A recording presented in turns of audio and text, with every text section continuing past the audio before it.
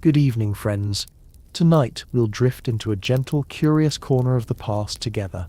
I invite you to dim your lights, to let the day soften and melt away.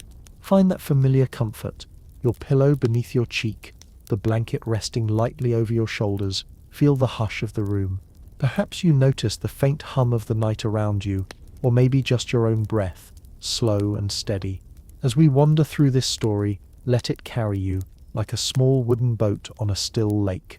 And if this calm journey helps you unwind, if it loosens the knots of the day, you might tap like and subscribe, only if it feels right, only if your heart says yes. For now, simply be here. Tonight, we'll explore something rather unexpected, the strange ways people found a little escape, a little high in medieval times, not with glowing neon signs or bottles on shelves, but with plants in cloisters, roots in muddy fields, and odd concoctions simmering over smoky fires. These are stories tucked into the corners of taverns, whispered by traveling monks, or discovered in crumbling manuscripts that smelled of dust and ink. So let me pour you a gentle tale, and we'll begin our first wander. Imagine yourself stepping into a medieval alehouse, the kind where the roof beams lean so heavily you half expect them to sigh. The door creaks open, and suddenly the air hits you, warm, damp, thick with smoke from the fire and the tang of malt. People crowd together on rough benches, their cloaks heavy with rain, their laughter heavy with ale. In the flicker of the firelight, the mugs look like glowing amber stones, clutched by hands chapped from the cold. But what's inside those mugs wasn't quite the ale we know today. You see, medieval brewing was more like a lucky gamble than a refined recipe. Hops, the little bitter flowers that balance sweetness in modern beer, weren't common across much of Europe until the late Middle Ages. Instead, people used something called grute. It wasn't a single thing but a wild mixture: bog myrtle, yarrow, juniper, even rosemary. Herbs that grew by riversides and hedges, tossed in with barley and yeast, not only for taste but for their peculiar effects. Some of these herbs could calm you, some could make you feel lighter, almost floating. Others, well, they might have made you see patterns in the fire that weren't really there. Imagine sipping from a mug, and suddenly feeling that the shadows in the corner are whispering secrets. That was the buzz of grute ale. And can you picture the barkeep? A woman with sleeves rolled up, hair tied back with a strip of cloth, ladling the brew from a barrel. She wasn't just serving a drink, she was serving a potion of sorts. People would lean across the table, noses red from the heat, and say, "This batch has bite." That bite might be a little wormwood or henbane, a leaf here, a seed there. It was all trial and error, and the errors could be memorable. The fire crackles in this picture, the smell of damp wool thick in the air, and you can almost hear the hum of voices rising and falling. And I wonder, would you have tasted it? Would you have let the mix of bitter herbs slide down your throat, just to feel the tingle spread through your limbs? There's something almost comical about it. People treating these ales like medieval energy drinks. Drink this, you'll stay awake through the night watch, or drink that, you'll sleep until midday. Imagine it as the rough, earthy cousin of our modern coffee shops. Instead of ordering a latte, someone asked for the yarrow blend, the one that makes the world feel lighter. And of course the church frowned upon it. Some priests warned against ale stirred with the devil's herbs. But did people listen? Not really. When the fire was warm, the rain was falling outside, and the mug was heavy in your hand, the devil's herbs seemed a small price for a night of laughter. I like to think of the sound, the mugs slamming on the table, the bursts of laughter like waves rolling in. And every so often someone would slip outside into the night air, their head spinning a little, wondering if the moon looked larger than usual. A harmless wonder, or perhaps the herbs had given them a small gift of dreamlike haze. And that's just one corner of how medieval folk found their escape. Not with neat bottles, not with rules, but with wild plants tossed into bubbling vats. A strange little high, brewed in clay pots, served by firelight, and shared with friends in smoky rooms that never quite fell silent. Now, before we wander to the next tale, let the sound of that alehouse fade, the hum of voices, the scrape of chairs, the hiss of rain outside. Breathe in and breathe out. The night is still wide before us. Picture yourself leaving the warmth of that crowded alehouse, the door creaking behind you. The night air rushes in, cool, damp, carrying the scent of earth and smoke. A faint drizzle dusts your cloak, and the cobblestones glisten under the moon. But the sound of laughter still echoes in your ears, like the hum of a lullaby from another world. You walk a little way down the street, past shuttered stalls and the faint smell of hay. Another tavern door swings open nearby, and you catch the scent of something different, sweeter, almost floral. Curious, you step closer. Inside, this brew tastes less like bread, and more like a meadow. This one's laced with meadow sweet and elderflower. The sweetness clings to your tongue, and a warmth spreads through your chest. It's like sipping sunshine, even on a rainy night. But here's the curious part. Meadow sweet contains a chemical cousin of aspirin. So not only did it sweeten the ale, it could also ease headaches. Imagine the surprise of some tired carpenter, drinking his mug, and realizing the pounding in his skull had melted away. A medieval painkiller, hidden in a tankard. Not every mug had such kindness in it, though. Some herbs like henbane were far more mischievous. Too much, and your vision might blur. The firelight might dance like ribbons, twisting and curling in ways it shouldn't. Even the air might feel thick, like walking through water. People whispered about the ale that sings to you, and who knows, maybe it really did, in a way.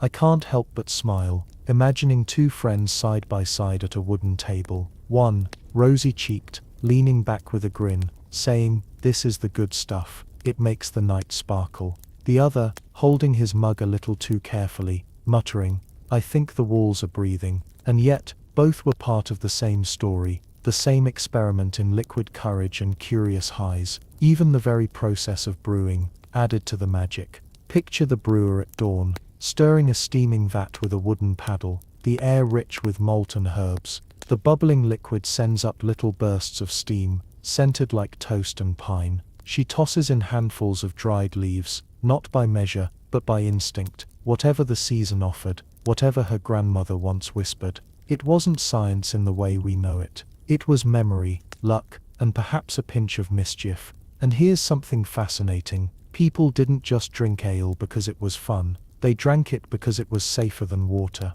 Wells and streams could carry sickness, but a boiled, fermented drink kept disease at bay. So imagine the daily rhythm. A mug at breakfast, another at noon, another at dusk. It wasn't the occasional indulgence. It was the heartbeat of the day, and with that heartbeat came all these little surprises, the lifts and the drifts brought by herbs. Think of it this way, where we have a row of brightly colored energy drinks at a shop, they had an ever-changing, unpredictable spectrum of brews. Some sharpened the senses, some dulled them, some carried you away. A medieval menu, without the menu. And perhaps that's why the ale house never slept. Night or day, someone was always there, chasing warmth, laughter, or the gentle haze that came with each swallow.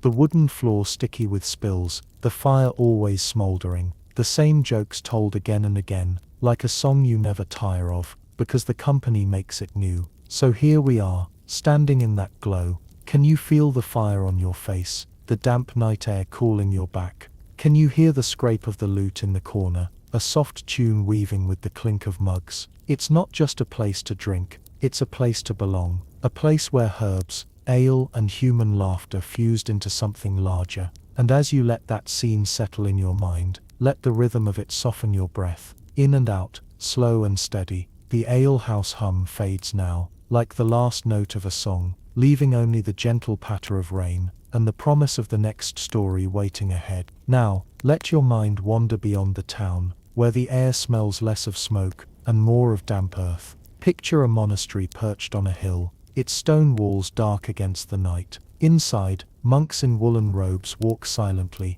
their sandals whispering on cold floors. You might think of them as solemn men, bent over books, chanting in the dim glow of candles, and they were. But they were also some of the most skilled brewers in Europe. These monks didn't just brew for pleasure, they brewed for sustenance, for healing, for tradition. Their recipes were written in Latin, neat script on parchment, and sometimes included herbs that made the ale a little more than food. Imagine sitting in a cloister, cup in hand, the air scented with rosemary and thyme from the gardens, and tasting an ale that seemed to settle the spirit as much as the stomach. One recipe mentions sage, an herb thought to sharpen the mind. Another adds lavender, to soothe nerves and coax sleep. Each sip was a kind of alchemy, turning barley and water into a remedy, or perhaps a dream. The monks might never have said, "Let's get high," but they knew how to make the body feel lighter, the thoughts quieter, the hours slip by like water under a bridge. There's something charming about the contrast. Outside the walls, villagers laughed over mugs and stumbled into the street. Inside, the monks sipped quietly, heads bowed, the effect perhaps just as strong but wrapped in prayer and ritual. Two worlds, one drink. And then there were the festivals. Can you picture it? A summer fair, the air buzzing with bees and laughter, the smell of roasting meat, thick and sweet. Stalls lined the fields, their cloth banners flapping in the wind. And at the heart of it all, the ale. Great barrels rolled into place, tapped with a cheer, the froth spilling down. But this ale wasn't always the mild sort. It could be packed with herbs meant to warm the body, quicken the step, loosen the tongue. I imagine dancers circling a maypole, skirts flying, faces flushed not just from the sun but from the yarrow and mugwort in their cups. Children ran through the grass, while their parents laughed louder, sang bolder, perhaps even saw the world shimmer a little brighter than usual. For that one day,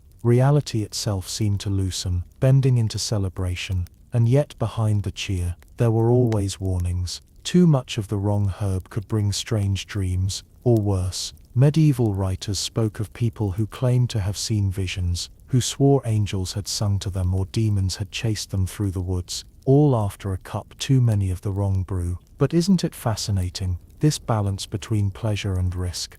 That line between medicine and mischief, between healing and haze. Drink a little, and you felt stronger. Drink too much, and you wandered through shadows of your own making. I sometimes think of the alehouse and the monastery as two halves of the same coin, one loud, one silent, both places where people sought relief from the grind of life. The farmer's aching back, the monk's weary soul, they all turned to the same bubbling vat for a little comfort. And if you close your eyes, maybe you can imagine yourself tasting both. First the rowdy alehouse blend, thick and bitter, laughter clinging to the rim. Then the monk's brew, soft herbal, like drinking from a garden after rain. Two different flavors, two different moods, yet both guiding you gently away from the ordinary. The night deepens now. The fire dies low in the tavern. The monastery bells toll softly, echoing across hills, and the world seems to sigh, caught between laughter and prayer, herb and ale, waking and dream. Let that thought rest with you. Feel how it slows your breath, eases your shoulders. The story keeps flowing, but for now we pause in this quiet balance between the noisy alehouse and the still cloister, both alive with their own curious kind of magic. As the night stretches on in our wandering story, let's drift a little further into the countryside. Imagine a small village, where cottagers huddle close together, their thatched roofs glistening with dew, the fields spread out like dark quilts, stitched with hedgerows and narrow lanes. In one of those cottages, a family gathers by the hearth. The fire snaps softly, throwing orange light on clay mugs, resting on a rough wooden table. These mugs don't hold ale from a grand barrel, but something more humble, cider. Apples pressed in wooden troughs, their juice left to bubble and fizz. In a good year, the cider tasted crisp and sweet, like biting into autumn itself. In a bad year, it turned sour, but people drank it anyway. It wasn't just refreshment, it was safety, just like ale, boiled and fermented enough to keep sickness away. But cider had another trick. Sometimes herbs slipped into the brew, the way a grandmother might slip honey into tea, a sprig of mint, a dash of wormwood, even a handful of rose hips. The flavors danced strangely together, and the effects sometimes danced too. A tired plowman might sit back, sip deeply, and suddenly feel as though the weight of the soil had lifted from his shoulders. His wife might laugh a little louder, her cheeks glowing in the firelight, and the children, well, they sipped only the watered-down kind, enough to taste the sweetness but not the strength. Can you picture the scene? The family passing mugs around, laughter rising over the crackle of the fire, while the wind moans softly outside. Perhaps the father leans back, sighing, "This batch is stronger than last year." Perhaps the mother hushes him with a smile, saying, "Stronger." yes, but sweeter too, and the children giggle, catching the rhythm of their parents' joy. And then there were feasts, harvest celebrations when cider and ale flowed together. Imagine long tables set in barns, the air thick with hay and roasted meat. Musicians pluck fiddles, feet stamp on packed earth, and mugs clink again and again. The drinks don't just quench thirst, they blur the lines of hardship, if only for a night. For one evening, the farmer forgets the endless weeds, the shepherd forgets the biting wind, the weaver forgets the ache in her hands. The drink carries them somewhere lighter, somewhere softer. Of course, sometimes the drinks carried people a little too far. Old tales speak of cider, so strong that men swore the moon winked at them, or that the barn beams swayed with the music when no fiddle played. Did it really happen, or was it just the herbs, just the mind playing along with the night? We'll never quite know, and yet, isn't that the heart of it? The strange line between reality and dream, blurred in a mug passed from hand to hand. What we might call getting high was often just this, an ordinary evening shifting into something extraordinary, by firelight and fermentation. I like to think of the little details, the wooden ladle dipping into cider, the sticky sweetness on fingertips, the soft burp of bubbles in the barrel. These were the small sounds of comfort, the medieval version of a kettle whistling or ice cubes clinking in a glass. Simple, soothing, strangely magical. So we've wandered from the smoky alehouse to the silent cloister, and now into the humble cottage, where cider and herbs worked their quiet wonders. 3 different settings, 3 different flavors, yet all carrying that same thread of escape, that same lift away from the ordinary. As the night deepens in our story, feel how your own breath deepens too. Inhale gently, exhale slowly. Let the warmth of the cottage fire linger in your imagination, the cider's sweetness fading on your tongue. And let's prepare to step softly into one last corner of this chapter, where the drinks grow stranger still, and the stories even more curious. Now let us wander into one of the strangest corners of medieval drinking, those concoctions whispered about more than openly shared. Imagine a back room, dimly lit, the walls heavy with shadows. A traveling herbalist sits there, cloaked in a patchwork of colors, a satchel of dried leaves and roots by his side. His fingers move quickly, mixing powders into a jug of ale, stirring with a thin stick. The villagers call him wise, but also dangerous, for his brews don't just warm the body, they bend the mind. One favorite of such brewers was henbane, a plant with pale veined leaves, and a reputation as old as Rome. Too much, and it could make the world slip sideways. Hallucinations, visions, voices where none existed. But just enough, and it softened the edges of reality, leaving people dreamy, floating, unbothered by hunger or cold. Some said it was like slipping into a waking dream, where the night itself seemed to breathe with you. There are records, faint and fragmented, of drinks laced with mandrake root too. That strange plant shaped like a human body, said to scream when pulled from the earth. Mandrake had powerful effects. It dulled pain, it blurred thought, it sent people tumbling into heavy sleep. Doctors used it as an early anesthetic, but in mugs of ale, it became something else. A strange and risky pleasure. Picture 2 villagers sitting across from each other, the jug between them. They sip, their eyes soften, their voices slow. One leans back, murmuring about stars dancing above the roof. The other nods, smiling at visions only he can see. The jug empties, the room grows quieter, and outside, the night stretches endlessly. It's easy to imagine the rumors that spread. Tales of people wandering into fields, claiming to see fairies dancing, or stumbling home, swearing they had spoken with spirits. Perhaps some of it was imagination, perhaps some of it was the herbs. Either way, these strange brews etched themselves into memory, half feared, half desired. And what of the morning after? A pounding head, a dry mouth, a faint sense. The night stretches on, and our story drifts softly into another corner of medieval life. Imagine a walled garden, tucked behind a stone house, where moonlight spills across rows of herbs. The air is thick with fragrance, mint sharp as cool rain, lavender sweet and soothing, rosemary warm and piney. The garden hums with quiet life, crickets singing, the leaves rustling in the evening breeze. Here, people didn't come to laugh loudly or sing songs by the fire. They came for remedies, for little green leaves that promised rest, relief, and sometimes something more mysterious. These herbs weren't just for seasoning stew, they were part of the medieval toolkit for easing pain, calming the mind, and even nudging the spirit into dreamlike states. Let me tell you about valerian.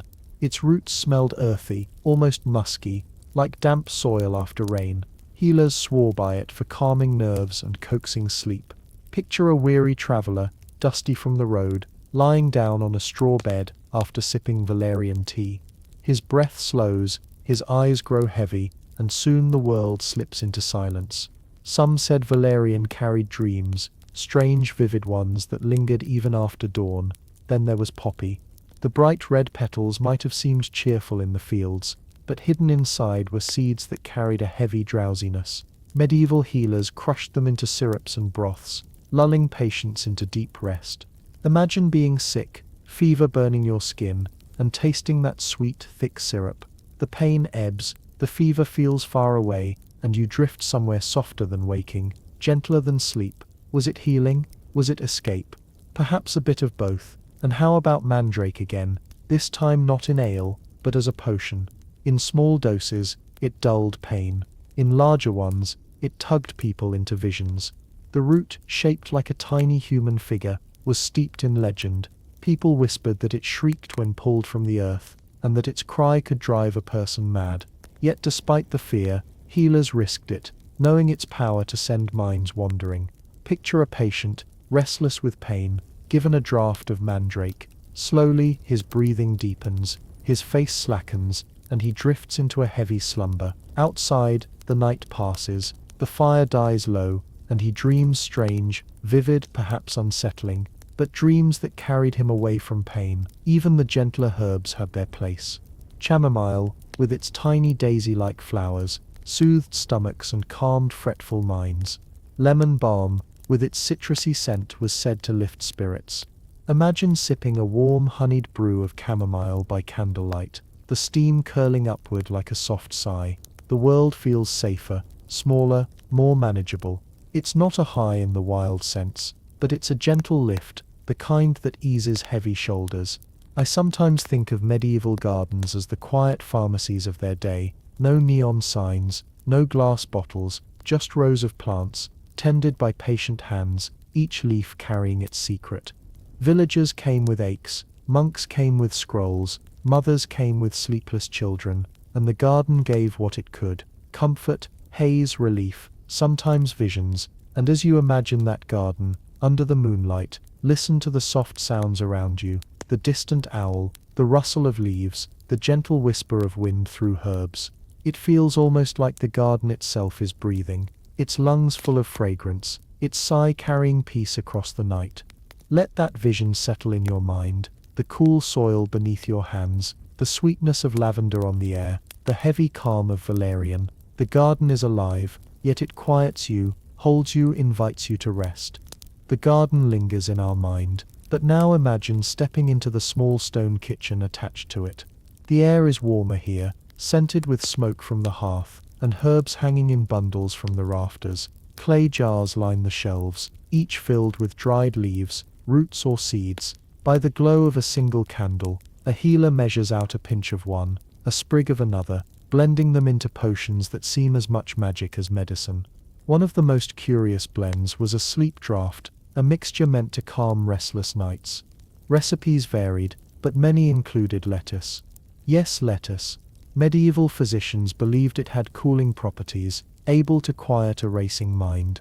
Imagine sipping a broth, laced with lettuce, fennel and honey, feeling your body grow heavier, as though the bed itself were pulling you down into it. It might sound odd to us, like drinking salad tea, but to them it was a trusted remedy. There was also something called dwell, a stronger sleeping potion. It combined herbs like hemlock, henbane, and sometimes even opium poppy. The effect could be powerful enough to numb pain during surgery, though risky, since the line between sleep and silence forever was very thin.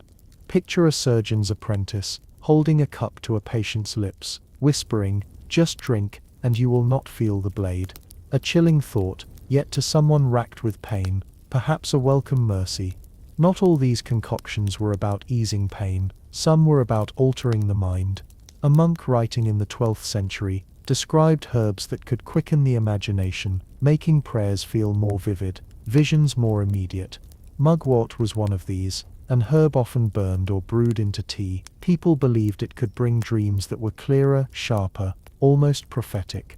Picture lying in a small wooden bed, a mugwort pillow tucked under your head. The scent is earthy, sharp, almost medicinal. Sleep comes, but it's not ordinary sleep. The dreams are bright, like painted glass in a cathedral window. You wake at dawn, heart racing, convinced the dream meant something, carried some hidden truth. Even ordinary herbs could feel extraordinary when prepared with ritual.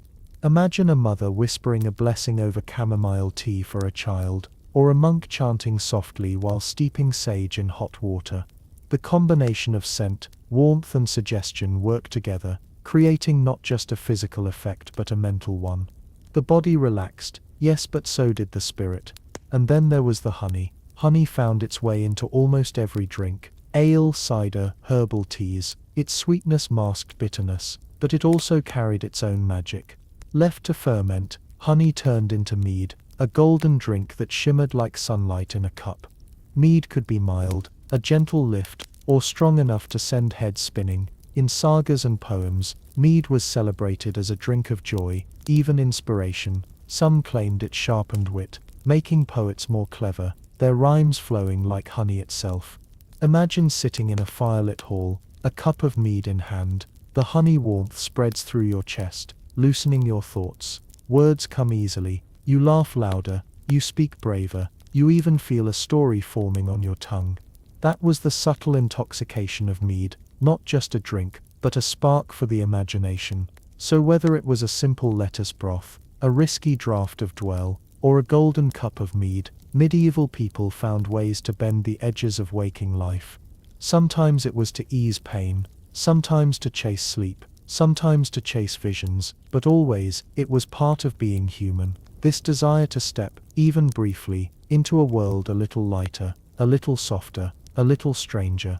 And as you picture that stone kitchen, with jars on the shelves and steam rising from the hearth, let your breath slow, inhale the imagined scents, mint, sage, lavender, exhale the warmth of honey, mead and soft herbs. The garden gave its gifts, and the kitchen turned them into small journeys of the body and mind. Let's wander now from the quiet kitchen into a marketplace, alive with noise and color. Stalls line the muddy street, their cloth canopies flapping in the breeze. Traders shout over each other, calling out the virtues of their goods. Spices from far-off lands, sacks of grain, bolts of wool, and tucked among them are baskets of herbs and jars of mysterious powders. Imagine the smell as you walk past: sharp garlic, sweet fennel, bitter wormwood, the faint sour tang of dried poppy heads. A merchant leans toward you, holding up a pouch. For your dreams, he whispers, shaking it gently. Inside might be dried mugwort, or maybe something stronger. Another hawker thrusts forward a jar of honey wine, thick and golden, claiming it will make your heart sing and your troubles vanish. The marketplace was more than a place to buy food, it was a place to buy little escapes. People came not just for bread and fish, but for herbs that promised to soothe aching bones, lift spirits, or bring vivid dreams. The line between medicine, pleasure and danger was thin. What one person called a remedy, another might call a spell. Picture a young shepherd spending his few coins on a small bundle of herbs, tucking it carefully into his pouch. At night by the fire, he steeps them in hot water, sips slowly and feels his mind grow lighter. Perhaps he sees images in the flames, animals dancing, stars swirling. In the morning he goes back to his sheep, but the memory of that dreamlike night lingers, soft as smoke. And there were always the traveling peddlers, moving from town to town, their carts rattling with bottles and sacks. They carried stories as much as goods. This root, they'd say, came from the Holy Land. It will banish bad spirits. Or this powder comes from the East, and one pinch will make you laugh all night. Were the claims true? Perhaps sometimes, perhaps only in the mind of the buyer, but belief was often enough. One herb often sold was nutmeg. Today we think of it as a cozy spice, sprinkled on custard or eggnog, but in the Middle Ages, nutmeg was exotic, rare and costly. People believed it had powerful effects, warming the body, lifting the spirit, even warding off the plague. A single nutmeg might cost as much as a chicken. Imagine grating a little into wine, sipping slowly, and feeling the sharp, sweet warmth spread through you. Did it really alter the mind? Maybe only subtly, but when something is rare and believed to be magical, the mind often does the rest. And then of course there were the more dangerous wares, powders of henbane seeds, tiny vials of opium syrup, dried mandrake slices. These were whispered about, sold discreetly, and used carefully. A little might dull pain, or send dreams. Too much could silence a person forever. Still people took the risk, for in a world full of hardship, plagues, famine, wars, sometimes a brief escape felt worth the gamble. The marketplace was noisy, chaotic, but also enchanting. Children darted between stalls, women haggled loudly, dogs barked, roosters crowed, and amid it all, the scents of herbs and spices hung like invisible smoke, promising something beyond the ordinary. I like to picture the moment after a purchase, when a villager carries home a tiny bundle, unwraps it carefully by firelight, and whispers a hope into the steam rising from the cup. Maybe it works, maybe it doesn't, but in that moment of belief, the world feels softer, kinder, a little less heavy. So the garden grew the herbs, the kitchen brewed them, and the marketplace spread them. 3 different paths, all leading to the same place, the desire to feel different, even just for a night, to sleep easier, to dream brighter, to laugh louder, to forget sorrow for a little while. And as you imagine leaving the market, hear the fading cries of merchants, the clatter of carts, the murmur of voices. Let the noise drift away, until only the scent of herbs remains, sweet and strange, like a secret carried on the wind. As we leave the busy marketplace behind, the path leads us into a quiet village tavern, not the boisterous alehouse of before, but a gentler place. The fire here burns lower, the benches are fewer, and the air carries the scent of herbs steeping in hot water, rather than just ale. Imagine wooden mugs filled not with frothy drink, but with steaming infusions, herbal teas served more for calm than for cheer. A weary traveler pushes open the door, shoulders hunched, eyes heavy. He sits at the bench, and the innkeeper places a mug before him. The steam curls upward, carrying the scent of mint and balm. He sips slowly, the heat spreading through him, the weariness softening. The chatter of the room is low, like a lullaby. Farmers speaking softly, merchants sharing tales in hushed tones. This isn't a place for riotous laughter. It's a place to let the day slip gently away. Some of these taverns kept special recipes, handed down quietly. One brew might be laced with hops. Yes, hops, the same plant we think of in modern beer, but used here as a sedative. Another might include lavender, picked in summer, and dried for winter. Imagine the bittersweet taste, the way it clings to the tongue, the way it seems to slow time itself. And then there was a curious drink, sometimes called posset, warm milk curdled with ale, or wine flavored with nutmeg, or cinnamon if you were lucky enough to afford them. To us it might sound strange, but to them it was comfort, a nightcap to settle the stomach and quiet the mind. Picture sipping it by firelight, the warmth thick and soothing like drinking sleep itself. Some nights, villagers gathered here, not just for drinks but for dreams. They believed that certain herbs, like mugwort, thyme or clary sage, could open the door to visions. A traveler might share a dream he'd had after such a brew, describing it in vivid detail, while the others nodded thoughtfully. Was it just the herbs, or was it something beyond? Either way, the tavern became a place where stories and visions mingled, where reality loosened its grip. I imagine the glow of the fire, the soft murmur of voices, the faint scratch of a lute in the corner. Outside, the wind sighs against the shutters, but inside, all is warmth and drowsiness. The mugs empty slowly, people's heads dip lower, and soon the room is a patchwork of snores. The innkeeper smiles, tucks a blanket over a slumped farmer, and lets the fire burn down to embers. In this we glimpse another face of medieval intoxication, not wild, not risky, but soft and soothing, the kind of high that feels like sinking into a warm bath, like floating in the arms of sleep. It wasn't about escaping reality with visions or laughter. It was about finding rest in a world that rarely gave it. And as you picture that tavern, let yourself feel the same drowsy calm. Imagine the steam curling around your face, the heavy sweetness of honey on your tongue, the slow rhythm of voices fading into silence. You're safe, you're warm, and the night stretches on endlessly, like a blanket spread across the sky. So the garden gave the herbs, the kitchen brewed them, the market spread them, and the tavern shared them. Each place wove the same thread, an ancient desire for relief, for a softer world, for a taste of something beyond the ordinary. And now let us slip into the last corner of this chapter, a place not of taverns or markets, but of the imagination itself. For many in the Middle Ages, herbs and brews weren't only about rest or laughter. They were about stepping into other realms, touching what they believed was hidden from ordinary eyes. Take mugwort again. Beyond its use in teas or pillows, it was sometimes burned as incense, the smoke curling into corners of dark rooms. People believed it kept away evil spirits, but also that it opened the door to prophetic dreams. Picture a small circle of villagers sitting quietly as the smoke drifts upward, the air heavy with its sharp, earthy scent. Their eyelids grow heavy, their minds loosen, and the night around them feels thinner, almost like a veil you could reach through. Then there was datura, a dangerous plant with pale trumpet-shaped flowers. Even in tiny amounts, it could bring visions, strange journeys of the mind. Too much, and it was deadly. But whispered stories tell of healers and mystics using it to send themselves into trances, seeking answers or communing with spirits. Imagine the hush of a forest clearing, the firelight flickering, the air thick with datura's scent. The healer sits cross-legged, eyes closed, rocking gently as though listening to something far away.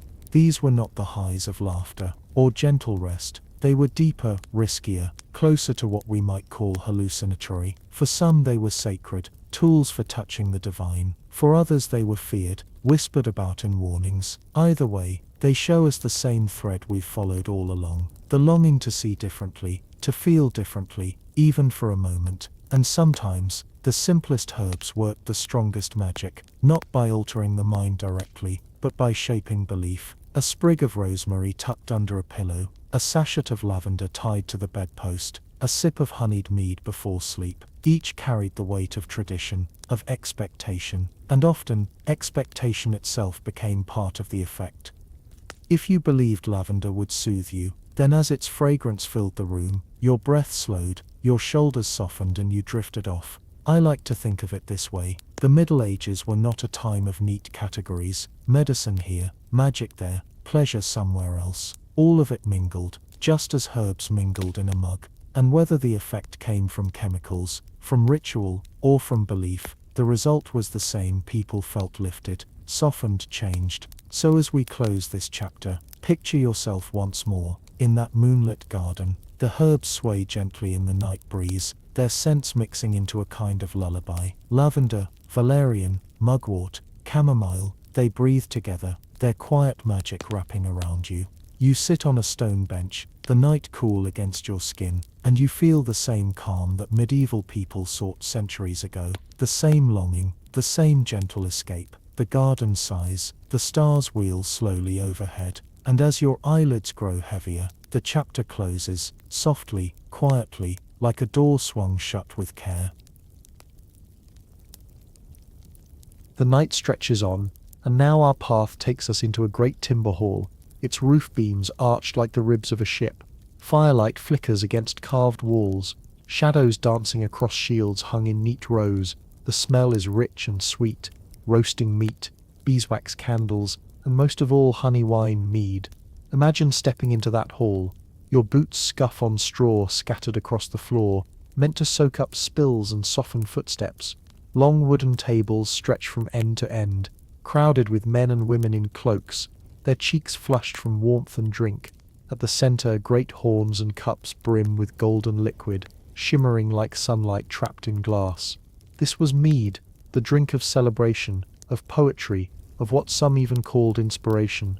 Mead was different from ale or cider. It began with honey, mixed with water and left to ferment. Sometimes herbs or fruits were added, apples for sharpness, cherries for depth, rosemary for fragrance. The result was a drink that could be gentle or powerful, depending on how long it had brewed. A mild mead might make you laugh and sing. A strong mead might send your thoughts floating like leaves on a stream. Picture yourself lifting a horn of mead. The honeyed scent reaches your nose first, sweet, floral, golden. The taste is smooth, richer than ale, with a warmth that spreads quickly through your chest. Around you, voices rise in song, the melody weaving with the crackle of the fire. This is not just drinking.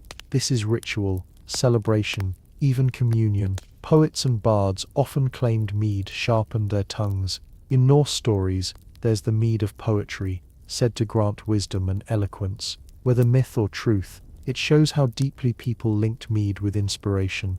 Imagine a bard sitting at the end of the table, cup in hand, words flowing like honey itself, each verse smoother than the last. The crowd cheering, the mead glinting in the firelight. But mead was more than just art's companion. It was joy's companion too. At weddings, at harvest feasts, at midwinter gatherings, mead flowed like water. People clinked cups, laughed until their sides ached, and felt the world loosen just a little. The harshness of daily life, cold mornings, endless labor, fear of sickness, seemed to melt into the background under its golden glow. Of course, too much mead could lead to more than laughter. The haze of honey could grow heavy, tilting the world. Imagine stumbling from the hall into the night, the stars spinning above, the ground shifting beneath your feet, voices echo strangely, firelight blurs, and even the cold air feels thick and unreal. For some this was part of the magic.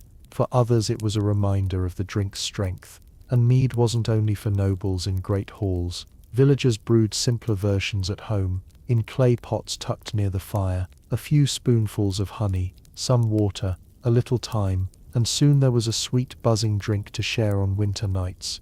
Imagine a family passing around a rough cup, each sip bringing a smile, each laugh a little easier than before. It was the same golden thread, woven through both palace and cottage, honey transformed into warmth, light and haze. So here in the hall, surrounded by laughter and song, the mead feels alive, buzzing like the bees that made it, humming like the poets who praised it. A strange sweet high, drawn from flowers and hives, turned into celebration. And as you let that image rest in your mind, feel the warmth of mead in your own chest. The golden glow softens your breath, slows your thoughts, makes the world gentler. The hall fades now, its songs drifting away like smoke, leaving only the honeyed haze lingering in the air. The hall quiets now, the songs fading into memory, and we step into another place where mead worked its curious magic, a wedding feast.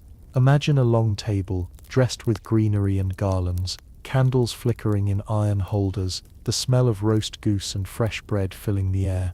At the head of the table, the bride and groom smile shyly, their hands clasped, while the guests raise their cups of mead high in toast. This is where the word honeymoon finds its roots. In old traditions, newlyweds were given enough mead to last a full month, 30 days of sweetness, of fertility, of what people hoped would be laughter and love. The honeyed drink was thought to bless the marriage, to smooth the path of two lives now twined together. Imagine the couple sipping, cheeks flushed, the sweetness lingering on their lips like a promise. And for the guests the mead worked in its usual way, loosening voices, sparking joy. Someone sings a ballad, another pounds the table in rhythm, children dance in the corners. The hall fills with warmth, laughter echoing like bells. The mead flows endlessly, its golden haze wrapping the night like a blanket. But mead could be more than joyful, it could be solemn too. Picture a midwinter gathering, snow piled high against the doors, the world outside silent and cold.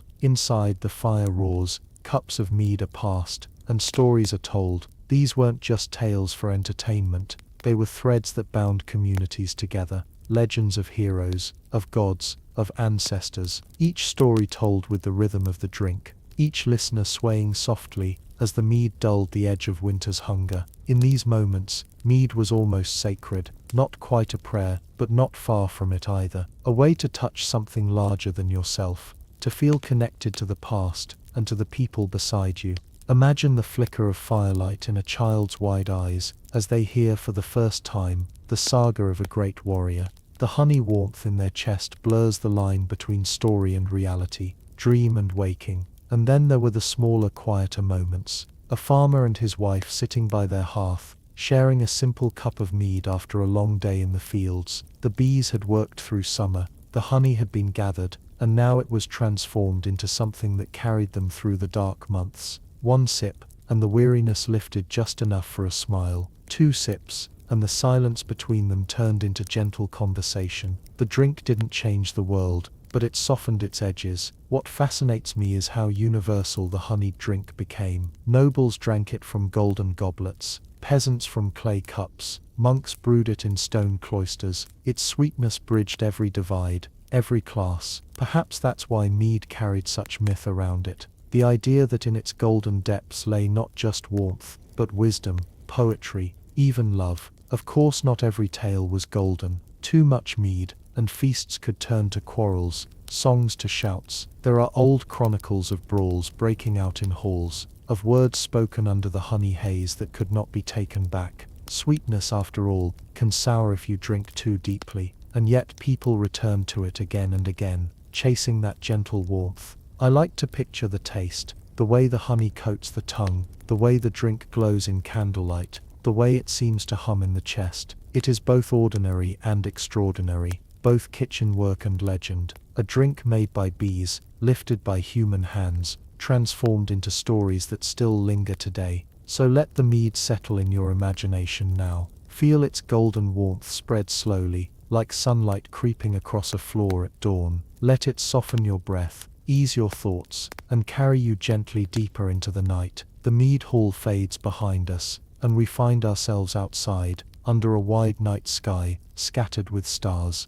The air is cool and sharp, but the glow of mead lingers in your chest, softening the cold. Here in the quiet fields, another story of honey and haze begins, this time in the beekeeper's world. Imagine a row of woven skeps, the dome-shaped hives resting on wooden stands. Bees hum faintly within, their work never ending. By day they flew across meadows, dipping into blossoms, gathering nectar. By night they clustered together, warm in their hive. For medieval people, bees were more than insects. They were tiny alchemists, turning flowers into sweetness, sunshine into gold. Honey was precious, more valuable than sugar, which was rare and costly. So when honey was turned into mead, it was like transforming treasure into joy. Picture a beekeeper lifting a comb heavy with golden syrup, the wax dripping in the firelight. The smell is thick, sweet, almost overwhelming. With hands sticky and stained, he drops the comb into a pot of water, stirring, watching the sweetness dissolve.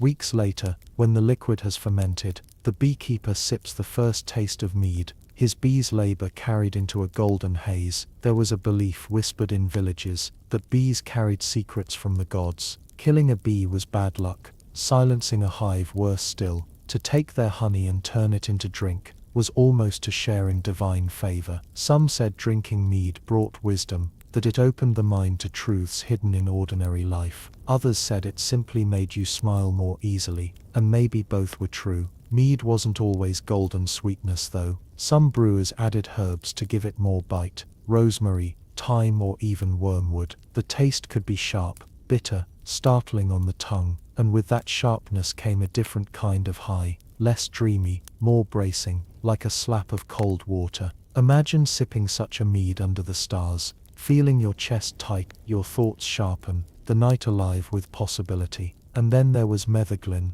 a spiced mead made with herbs and roots. It might taste of cinnamon, cloves, or ginger, exotic flavors brought from far lands. The warmth of the spices mixed with the sweetness of honey created a drink that seemed to dance in the mouth. It wasn't just a beverage, it was an experience. Each sip a mixture of far-off lands and local hives, of distant ships and nearby fields. I can almost hear the bees buzzing still, as though their hum lingers in the drink, a reminder of how life in the Middle Ages was always connected to soil, to animals, to seasons. To drink mead was to taste summer in the middle of winter, to sip sunshine when snow covered the fields. Perhaps that's part of why it felt so powerful, so uplifting.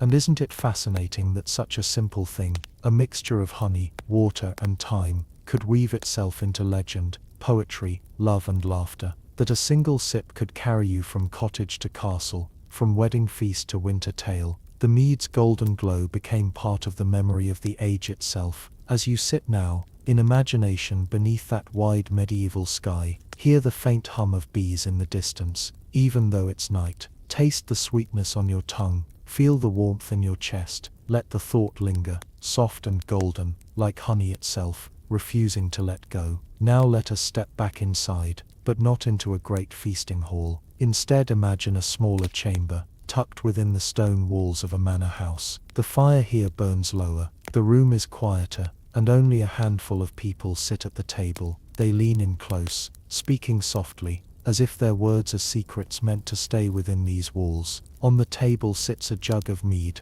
darker and stronger than the kind served in village homes. This was mead for nobility, brewed longer, spiced richly, and poured into polished goblets, rather than wooden cups. The honey was chosen from the best combs, the herbs measured carefully, the spices expensive and rare. One sip, and the flavor spread in layers, sweetness first, then a warmth prickling the tongue, then a faint bite of cinnamon or clove lingering, long after the swallow. It was a drink that spoke of wealth as much as pleasure, but nobles weren't drinking only for taste. For them, mead was part of diplomacy, of alliances, of politics. Imagine two lords sitting across from each other, eyes wary, hands tight on their cups. They drink together, the sweetness loosening their words, the warmth softening their suspicions. Perhaps by the bottom of the jug, a truce has been reached, a marriage arranged, a promise sworn. Mead didn't just soothe the body, it oiled the wheels of power, and yet the high it brought was the same as in the village tavern. The nobleman, like the ploughman, felt his chest grow warm, his laughter come easier, his thoughts drift a little freer. Mead was a rare bridge, connecting the world of stone halls and thatched cottages, of gold goblets and clay mugs. Sometimes, mead even carried a hint of the mystical. Picture a quiet evening in the manor, the windows rattling with winter wind. A small group gathers, not for politics, but for a curious ritual. A goblet of spiced mead is passed in a circle, each person sipping before speaking of a dream, a hope, or a vision. The drink seems to blur the edges of the room. The firelight flickers brighter, the shadows deepen, the voices grow softer. For a moment it feels as though the mead itself has opened a doorway into something unseen. There were stories of mead used by seers, women who claimed the drink helped them glimpse the future. Was it the herbs, the alcohol, the power of belief? No one could say for certain, but the thought lingers, that in every sip of honey wine, there might be more than sweetness, more than warmth. There might be a step into mystery. And even in simpler moments, mead carried a dreamlike quality. Picture a young servant sneaking a sip from the lord's jug, the sweetness startling on his tongue. He leans against the wall, eyes wide, feeling his thoughts float, his worries scatter like chaff in the wind. For him that single sip was both rebellion and revelation, a taste of the golden haze that nobles and peasants alike knew well. I like to think of how universal that haze must have felt, the same warmth, the same looseness of the body, the same strange lift of the mind, whether in a bustling hall, a humble cottage, or a quiet chamber of stone. Mead's touch was steady, gentle, golden. So as you picture this scene, the goblet gleaming in the firelight, the voices low and slow, let yourself feel the same warmth, a sweetness on the tongue, a glow in the chest, a softening of thought. Let it linger, golden and calm, as the night stretches endlessly onward. And now let us leave the manor chamber, and drift once more into the wider countryside. The night is cool, the sky deep and still, and somewhere in the fields a quiet gathering takes place. Not nobles, not warriors, not poets, just villagers, sitting together after a long harvest. The work is done, the grain is stored, the bees are tucked into their hives for winter. Now comes the reward, mead. The drink is simpler here, brewed in clay pots, poured into rough cups, flavored only with what the garden and fields provided. It tastes less polished, less spiced, but no less golden. Imagine lifting the cup, its rim chipped, its surface rough. The sweetness touches your tongue, the warmth spreads, and soon your shoulders ease, your laughter spills into the night air. Around the fire, stories are told. A farmer recalls a season of good weather, his voice thick with gratitude. A weaver hums a tune, the rhythm caught up by others. Someone jokes about the bees, how their buzzing seems like a song of thanks for the meadows. The mead flows, the laughter grows, and the night feels lighter, as though lifted by unseen wings. In these small moments, mead was more than drink, it was community. A way for tired bodies to rest, for heavy hearts to lighten, for neighbors to remember their shared humanity. No matter how hard the days had been, no matter how uncertain the winter ahead, the golden drink carried them together into a softer space, and in that haze, gentle honeyed, dreamlike strange things sometimes happened. A villager might swear he heard music in the air where none played, another might see the fire flicker into shapes, faces in the flames. Were these visions or just the mead? Perhaps both, but they became stories, told and retold, adding magic to the memory of the night. I like to picture the fire dying low, the last cups empty, the villagers slipping home through quiet lanes. The stars shimmer above, their light doubled in the mead haze, still swimming in tired eyes. Doors creak shut, hearths glow faintly, and sleep comes easily, deep, heavy, golden as honey itself. Mead lingered not just in the body, but in memory. The sweetness on the tongue, the warmth in the chest, the laughter with friends, all of it became a thread woven into the fabric of life. And even centuries later, we can still imagine it, the simple joy of beeswork turned into human joy, of honey turned into haze. So as we close this chapter, let that honeyed warmth linger with you. Feel it spread through your body, slow and steady, softening every edge. The mead hall, the wedding, the manor, the cottage, all fade into the night, leaving only the golden glow, like the last trace of sunlight before darkness. Breathe in gently, as though tasting honey in the air. Breathe out slowly, as though letting the sweetness settle deep, and carry with you the calm of mead's gentle haze, as we prepare to wander into stranger, sharper tales in the chapters to come.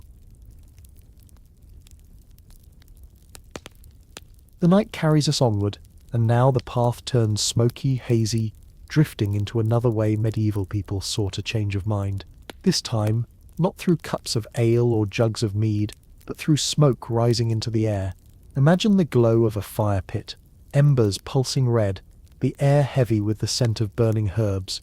People sit close, their cloaks wrapped tight, the smoke curling around them like a living thing. In medieval Europe, herbs weren't only drunk, they were burned, inhaled, and used in ways that blurred the line between medicine and ritual. Sage was one of the most common. Bundles of it smouldered in hearths and sick rooms, filling the air with its sharp, earthy fragrance. People believed it cleansed the air, kept away illness, and perhaps eased troubled minds. Imagine sitting in a smoky room, the scent strong enough to sting your eyes, yet feeling a strange clarity, as though the smoke itself swept worries out the door. Other herbs carried stronger effects. Henbane leaves, when dried and smoked, could alter perception, blurring edges, making sounds seem louder, shapes seem stranger. It was risky, even dangerous, but some sought it out. Picture a small group, huddled by a fire, passing a pipe carved from bone or clay. One takes a deep breath, eyes widening as the smoke fills his lungs. He exhales slowly, watching the embers glow brighter. The night shifts subtly around him. The world feels less solid, more dreamlike. And then there was hemp. Yes, hemp was known in the Middle Ages, used mainly for rope, cloth, and oil. But its seeds and flowers carried properties people occasionally explored in other ways. Though rarely recorded openly, whispers suggest it was burned in some circles, releasing a scent both sharp and sweet, its smoke drifting lazily through gatherings. Imagine the soft laughter, the way time itself seemed to stretch, the stars outside shining brighter than before. Smoke had a ritual role too. In churches, incense rose in silver censers, swinging gently, the fragrance thick and sweet. Frankincense and myrrh, brought from far lands, filled the air, blurring the line between sacred and sensory. Worshippers knelt, heads bowed, the smoke curling around them like invisible threads linking heaven and earth. Was it only devotion they felt, or did the fragrance itself create a kind of trance? Perhaps both. In cottages, the same idea played out with humbler herbs. Mothers tossed rosemary onto the hearth to chase away bad air. Farmers burned juniper to ward off sickness in the stables. And sometimes, these smokes carried more than practical effects. They carried moods. A weary farmer might sit by the fire after burning rosemary, breathing deeply, feeling calmer though he couldn't say why. I like to think of the silence in those smoky rooms, the fire crackling, the smoke weaving, the air heavy with scent, people breathing in, breathing out, their minds slowing, their senses shifting just slightly. It wasn't always laughter or visions they sought. Sometimes it was just this, a haze that made the world gentler, the night softer, the mind quieter. So here in the smoke and the senses, we see another side of medieval escapes, not in mugs or bowls, but in the air itself, inhaled with every breath, carrying people somewhere just a little beyond the ordinary. The smoke curls upward still, and now the scene shifts from the village hearth to the healer's hut, where fire and fragrance were tools as much as remedies. Imagine a small, low-roofed building at the edge of a field, herbs hang in bunches from the rafters, their dried leaves rustling when the door opens. A fire glows on the hearth, not fierce but steady, sending out thin trails of smoke scented with thyme and sage. Here, the healer prepares fumigations, burning herbs to treat illness. A sick child lies on a straw bed, flushed and restless. The healer crushes juniper berries, tosses them into the fire, and the smoke rises sharp and resinous. The air grows thick, and the child breathes deeply, soothed not just by medicine but by the rhythm of smoke and breath. Did it truly cure the fever, or did it only calm the mind long enough for sleep? Either way, relief came. Other times the smoke was not for healing, but for journeying. There are quiet tales, written in the margins of old manuscripts, of dream herbs burned to open visions. Mugwort was among them, its smoke thought to stir prophetic dreams. Imagine a monk in his cloister cell, the window small, the air heavy with incense. He burns a pinch of mugwort, the smoke curling around his hooded face, his eyes half closed. Later he writes of dreams filled with colors brighter than glass windows, of voices singing in languages he didn't know. Was it the herb, the prayer, or the solitude? Perhaps all together. And sometimes, smoke itself became part of performance. Picture a traveling troupe, performing in a village square. They light bundles of herbs, letting the smoke rise as they dance and sing. The crowd watches, entranced, the scent weaving with music, the air itself part of the play. For a few moments the villagers forget their toil, their worries. They laugh louder, clap harder, carried by both performance and fragrance. Even darker herbs had their place. Henbane, burned in small amounts, could make the mind wander in strange directions. Some believed witches used it in their rites, the smoke sending them into trances. Imagine a cold night on the moors, a fire flickering, a figure leaning close, breathing in the fumes. The world around her bends, the stars seem closer, the shadows seem alive, fear and fascination mix in equal measure. But smoke wasn't only for the rare or the risky, it was part of daily life. Every hearth sent it curling into the rafters, every fire carried scents of wood, food and sometimes herbs. For medieval people, to sit in smoke was to sit in company with the ordinary and the extraordinary alike. It was warmth, comfort, medicine and mystery, all carried on the same drifting threads. I find it soothing to imagine the rhythm of such moments, the crackle of fire, the sigh of smoke, the slow breathing of those gathered. The world outside might be cold, uncertain, full of hardship, but here in the smoky glow, people found another kind of space, one where the mind could wander, the senses could shift, and reality could blur, if only slightly. So as the smoke rises in your imagination, let your breath follow it. Inhale slowly, as though drawing in thyme and rosemary. Exhale gently, as though releasing heaviness into the night. Let the thought of that hazy room linger, carrying you deeper into calm, into dream.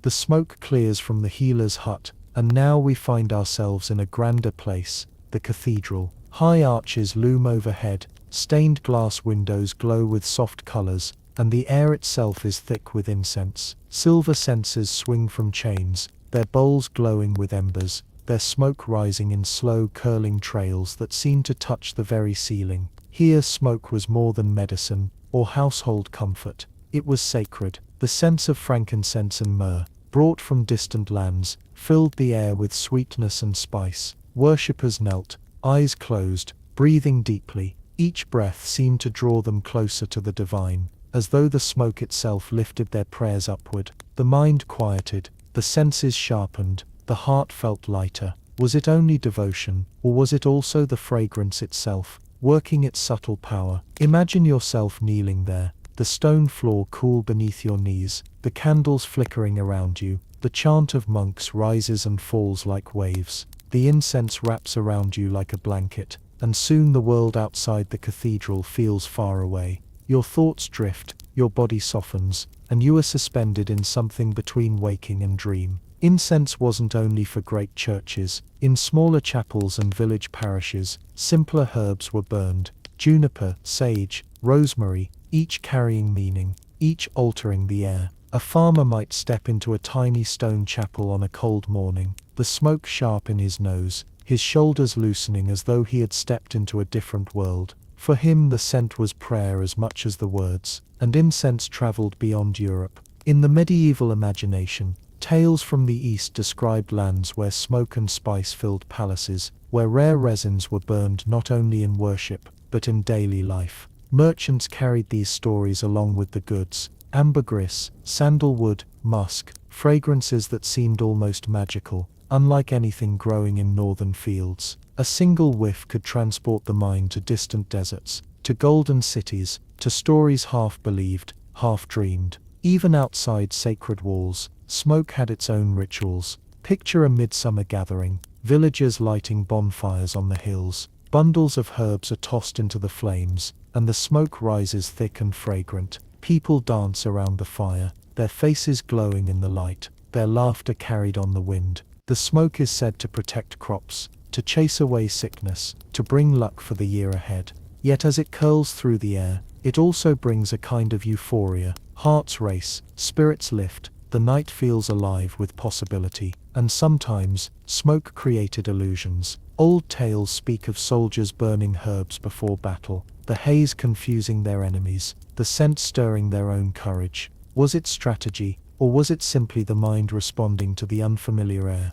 Either way, smoke had power, not just to mask, but to transform. I like to think of the sensory layering of those times: the hiss of embers, the rising trails of smoke, the mingling scents of resin and herb. Each inhalation was more than breath. It was experience, a doorway into prayer, into ritual, into something beyond the ordinary day. So as you imagine yourself in that cathedral, or at that midsummer fire, let your own breath become part of the picture. Inhale the imagined sweetness of incense. Exhale the warmth of bonfire smoke. Feel how both soften the edges of thought, how both carry you a little further into calm. The cathedral bells fade into silence, and our steps carry us back into the countryside once more. Here the smoke is not sacred, not ceremonial, but woven into the everyday rhythms of life. Imagine a shepherd sitting on a hillside at dusk, a small fire crackling beside him. He tosses dried herbs onto the flames, perhaps thyme gathered from the rocky ground, or fennel stalks left over from the garden. The smoke rises, sharp and grassy, mingling with the scent of wool and earth. At first the smoke was practical. It kept insects at bay, shielded the flock from pests. But the shepherd breathes it too, and slowly he feels the heaviness of the day lifting. His mind drifts, his thoughts soften. He watches the shapes of smoke twist in the evening air, turning into animals, faces, stories only he can see. Perhaps he laughs to himself, or hums a tune, lulled by the shifting haze. Farmers use smoke in barns as well. Bundles of juniper or bay leaves burn slowly, their smoke filling the air. It was meant to cleanse, to drive out sickness, but workers breathed it too. After hours inside, the air thick and fragrant, they often stepped out feeling lightheaded, their heads buzzing faintly. Was it simply the smoke's strength, or something more? Either way, it became part of their memory. The barn heavy with sweet biting scent, the air almost humming. There are even old records of smoke baths. Instead of washing in water, people sometimes sat in enclosed spaces while herbs smoldered on coals. The rising smoke clung to their skin, filled their lungs, soaked into their clothes. It cleansed in its own way, but it also created a strange, almost dizzy calm. Imagine sitting on a wooden stool in a dim hut, the air so thick you can barely see, breathing deeply until your body feels both heavy and light. When you step outside at last, the world is sharp, bright and strangely new. And then there were the festivals. Bonfires blazed not only in midsummer, but at harvest and winter solstice too. The smoke carried meaning, carrying prayers into the sky, linking earth and heaven. Villagers danced in circles, their faces glowing in the shifting light. The smoke clung to their clothes, their hair, their skin. so that even days later the scent lingered, a memory of laughter,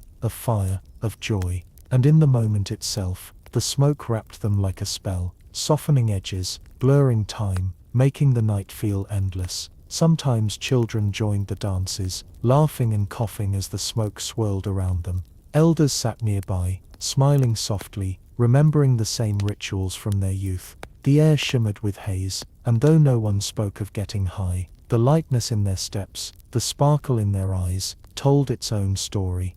What strikes me is how constant smoke was. Every day, every fire, every breath carried it. Sometimes ordinary, sometimes extraordinary, but always present. It was part of food, of medicine, of ritual, of celebration, and always it had the power to shift the mind, sometimes a little, sometimes a lot. So let us pause here, in the glow of a village bonfire. Feel the warmth on your face, the cool night air at your back, the smoke curling around you like a shawl. Breathe it in slowly, let it settle, let it soften. The laughter fades, the flames burn lower, the smoke thins, but the calm lingers, like an ember that refuses to go out. And now let us wander into one last smoky corner of the Middle Ages, one wrapped in both wonder and fear. Imagine a healer, or perhaps a wise woman, sitting alone in a woodland clearing. A small fire burns before her, its flames low, its smoke thick. Into it she tosses dried leaves of henbane, mandrake, or datura, plants whispered about in both awe and suspicion. The smoke rises sharp and strange, filling the air with a scent that prickles the nose and stings the eyes. She leans close, breathing it in, her mind beginning to shift. The trees seem taller, their branches swaying as if alive. Shadows move differently, shapes appear in the haze, voices seem to murmur from the smoke itself. To her this is vision, to outsiders, it might be witchcraft, yet whether you call it magic or medicine, the effect is the same. The world loosens, reality bends, the mind drifts elsewhere. There were always whispers of such practices. Some claimed witches rode smoke into the night, their spirits soaring while their bodies remained by the fire. Others said smoke could call spirits, reveal secrets, or open doors into hidden realms. Fearful neighbors might point to the smoke rising from a cottage window and whisper of curses, while the woman inside simply brewed her remedies, her face soft in the haze. And not all visions were feared, some were sought. Warriors before battle might breathe the smoke of strong herbs, their senses sharpened, their fear dulled. Mystics might inhale incense before prayer, their hearts lifted, their thoughts expanded. Even ordinary folk sometimes sat too long by smoky fires, feeling the air grow thick, their heads light, their thoughts wandering into dream. I like to imagine one such villager, returning home from a long day, sitting too close to the hearth as juniper crackles on the coals. His eyes grow heavy, his body warm, his mind begins to slip into a kind of waking dream. He sees the fire shift into patterns, hears faint laughter, though no one is there. Later he shakes his head, laughs softly, and says, "It was only the smoke." But for a moment he touched another world. Smoke was never just one thing. It was cleansing, healing, frightening, inspiring. It was prayer and play, danger and comfort. It filled churches, cottages, barns and fields. It carried with it the scent of herbs, the hum of beeswax, the sharpness of resin, the mystery of plants that could both heal and harm. So as we close this chapter, let yourself sit quietly in that haze. Picture the smoke rising in slow spirals, grey against the night sky. Breathe it in gently, feel it soften your thoughts, let it curl through your imagination. The fire dies down, the embers glow faintly, the air grows still, and all that remains is the calm it leaves behind, clinging to your clothes, your hair, your breath, like a gentle memory. And with that the smoke drifts away, carrying us onward to the next story, leaving behind only a sense of warmth.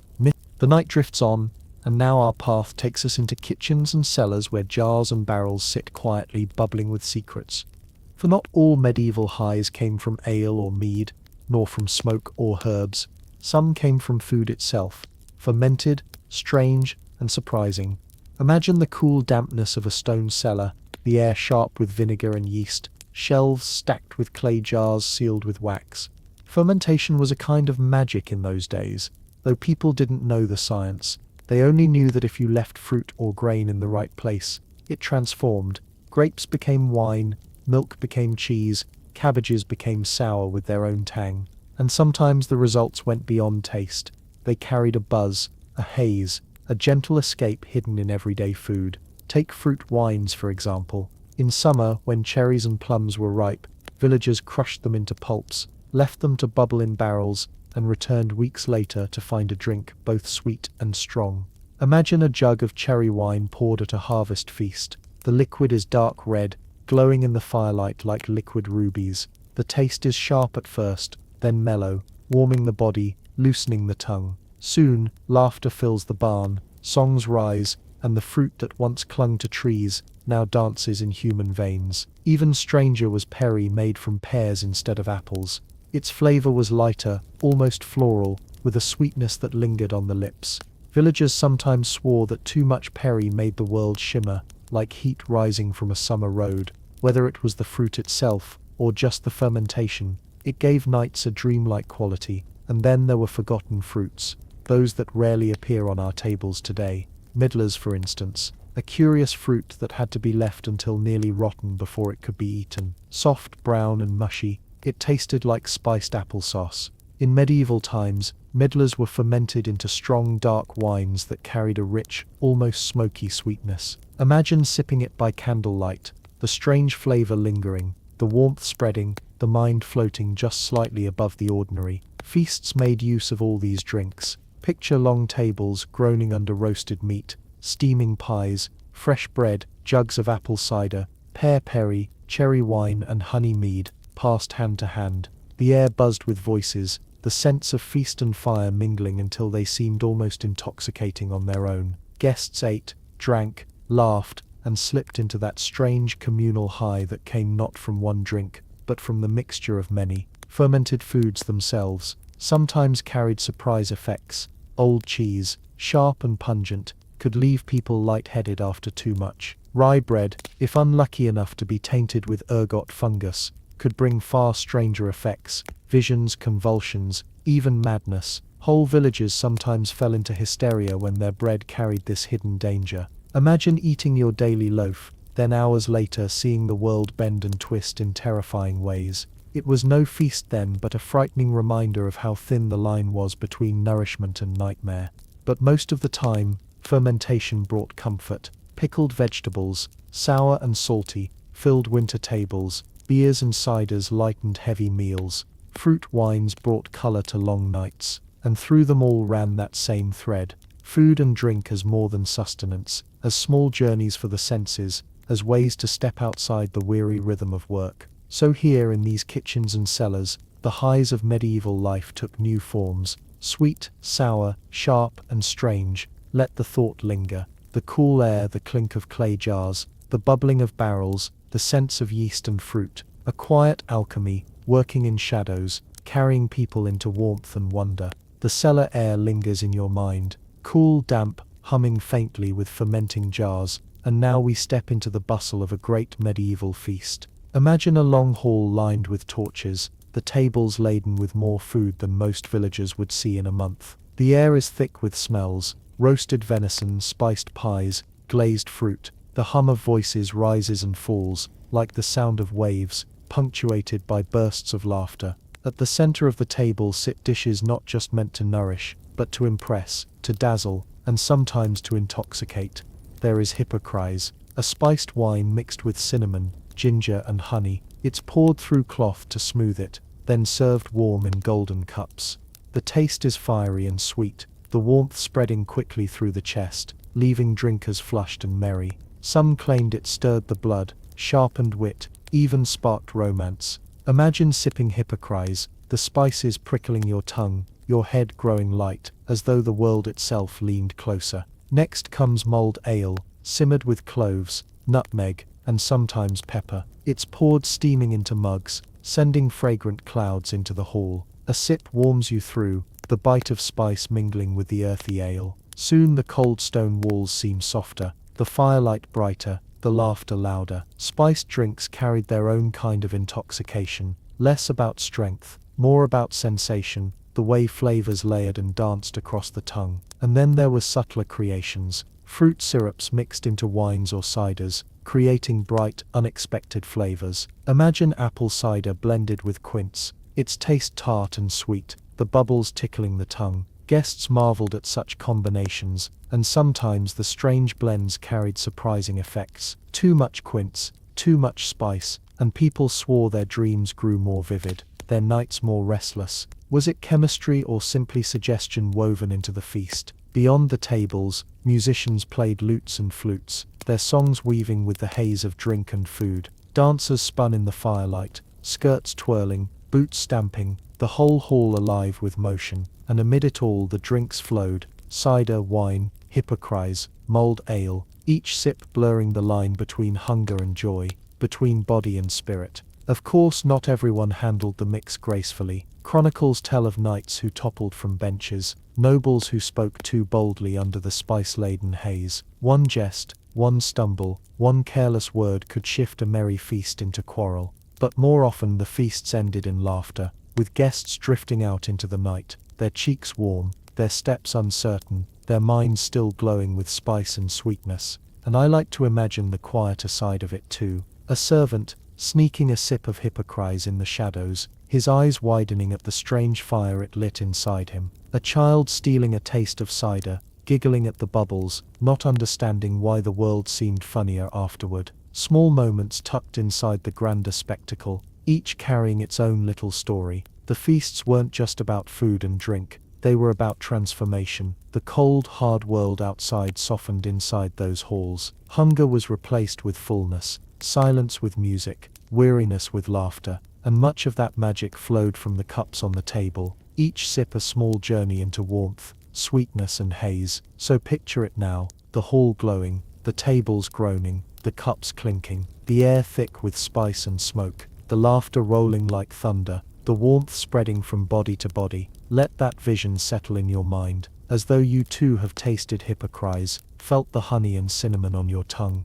the fire blooming in your chest. And when the feast fades, when the last torch sputters and the hall grows quiet, only the memory remains, the sweetness, the warmth, the way reality itself seemed softer for a night. The feast fades from sight, the torches dim, and now we find ourselves in a smaller, humbler setting, a village fair.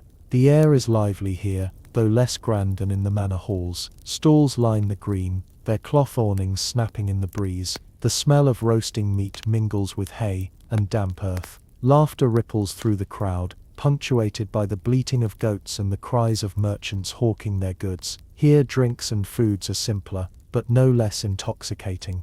At one stall, a farmer ladles out cider sharp enough to make your eyes water. At another, pear perry sparkles in clay cups, its sweetness clinging to your lips. Children dart between the stalls, clutching honey cakes or roasted nuts, while their parents linger over mugs, their voices growing louder, their steps looser. One curious treat is ale barm bread. Bakers used the frothy foam that rose during brewing to leaven their dough. The bread came out light, but it also carried traces of fermentation. Eaten fresh and warm, it sometimes left villagers feeling giddy, as though the bread itself had shared in the ale's buzz. Imagine tearing a hunk from a loaf, the crust crackling, the crumbs still steaming, and realizing halfway through that your head feels lighter, your laughter freer. A medieval happy bread, born by accident yet treasured all the same. Other foods joined the fermenting dance. Sauerkraut, tangy and sharp, appeared on tables in winter, its sour bite surprising to tongues used to plain porridge. It wasn't exactly intoxicating,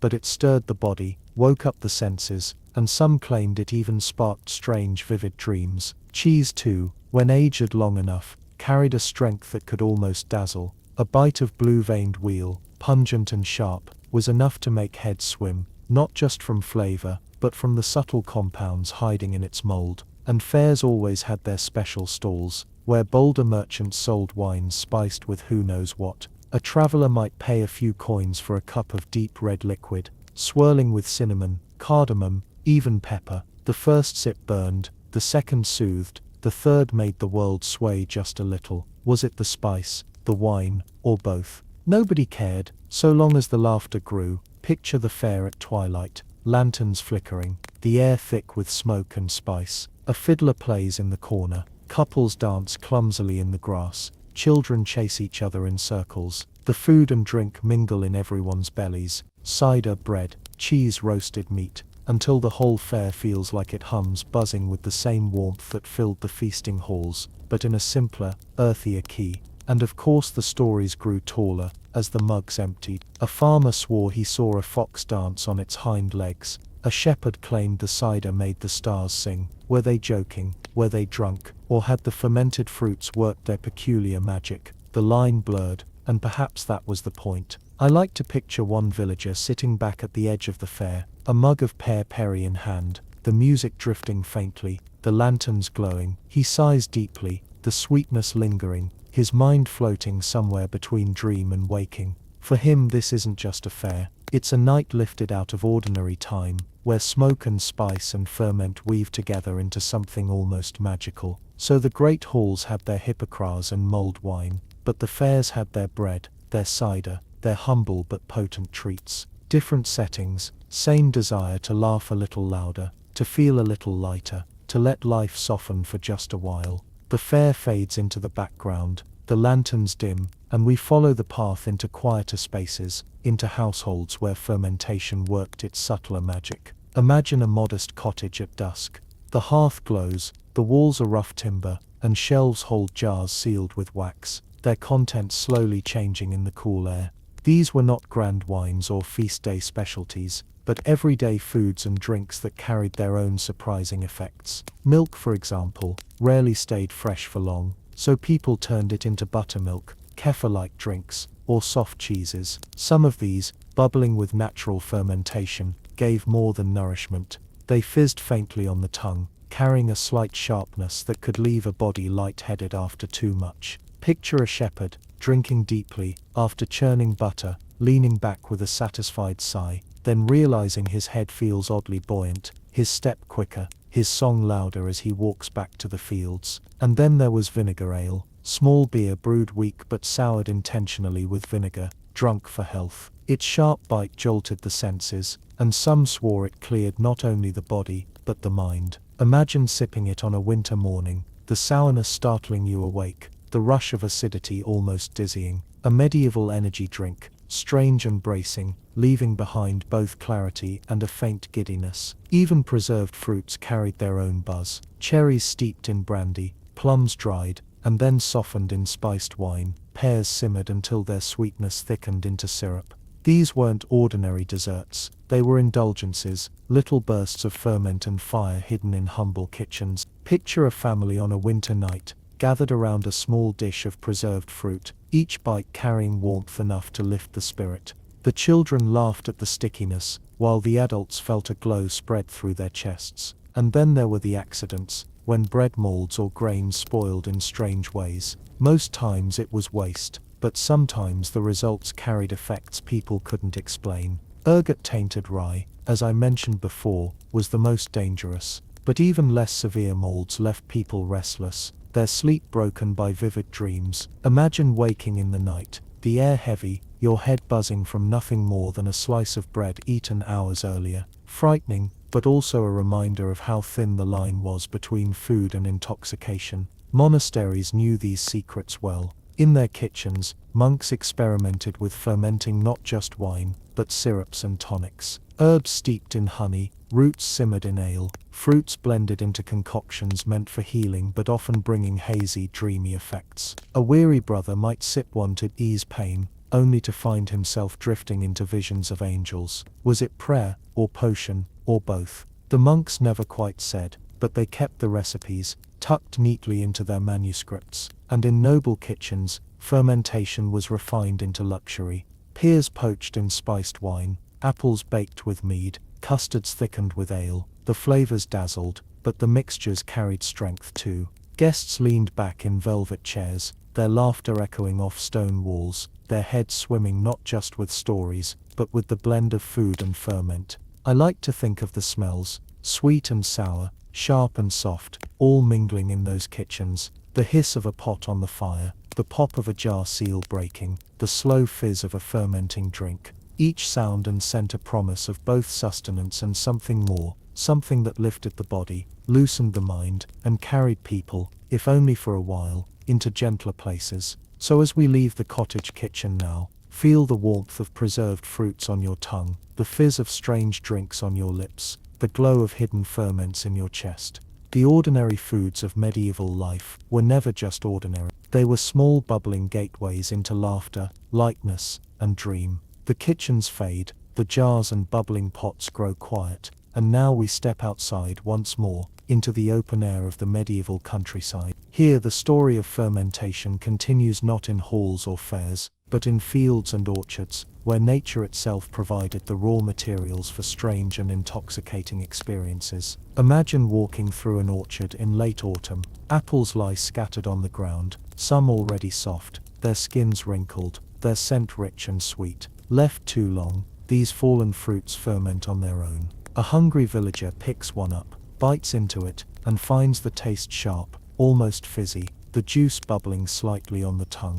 A few more bites, a few more apples, and soon his step feels lighter, his laughter louder. Nature had brewed its own secret, right there on the ground. Birds knew it too. Old tales speak of flocks of starlings or crows feasting on overripe fruit, then tumbling through the air as though drunk. Villagers laughed to see it, but perhaps also recognized the same effect in themselves after one too many cider cups. The orchard was both larder and tavern, its fruit carrying sweetness, sustenance, and sometimes a subtle high. And what of the vineyards? In warmer regions, grapes grew heavy on the vine, their skins splitting in the sun. Left to themselves, they fermented, the juice bubbling into primitive wine. Workers gathering the harvest might slip a grape into their mouths, only to find it startlingly strong, a tiny burst of sweetness and fire. Over time, barrels of wine filled monasteries and manor cellars alike, their strength varying wildly, their effects ranging from gentle joy to dizzying haze. Even honey, that most golden of gifts, sometimes fermented on its own, if left too long. A jar tucked into a cupboard might begin to fizz, its sweetness turning sharp. Villagers who tasted it found themselves surprised at the sudden warmth it carried, the strange lift it brought. Mead in its simplest form could appear without even being asked for, as though the bees in the air had conspired to create it. These natural ferments reminded people of something powerful. The world itself was alive, shifting, changing, bubbling. You didn't always need a brewer or a cook. Sometimes all you needed was time, patience, and curiosity. And in that, perhaps, lay part of the fascination. Every jar, every barrel, every forgotten apple on the ground carried potential, not just for food, but for transformation. I like to imagine a winter night, a family gathered around a hearth, sipping cider made from apples picked months before. The drink is sharp, sweet, and just strong enough to make them laugh a little more easily. Outside, the wind howls, the fields are bare, but inside, the cider carries them somewhere warmer. It is more than drink, it is memory of summer, bottled sunshine, a little haze against the dark. So fermentation, in all its strange forms, wines, ciders, cheeses, pickles, even fallen fruit, was more than survival, it was discovery. Sometimes dangerous, sometimes delightful, always mysterious. Each sip, each bite, carried the possibility of lightness,